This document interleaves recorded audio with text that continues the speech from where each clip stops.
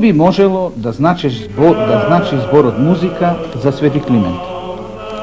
Познато е дека кај старите грци под зборот мусики, за разлика од гимнастики, која имала за цел да го култивира телото, се подразбирале сите оние уметности кои влијаеле врз култивирањето на душата и срцето.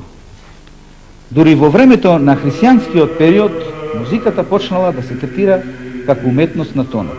По ова прашање може да се забележат настојувањата на Свети Климент, кои имаат широк хоризонт и се движат од величењето на тишината, односно паузите, како вид на небесна музика, па се до музиката која одраз на овоземелската човечка борба, на бун и страдањата.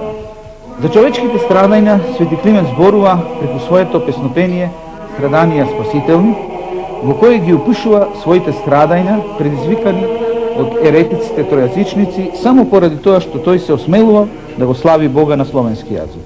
Во секој случај,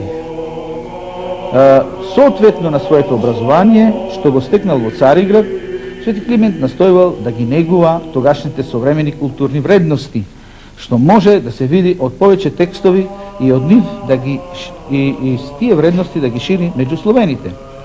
Но како словен по род, тој секако се грижел да таа култура биде одраз и на словенските културни традиции,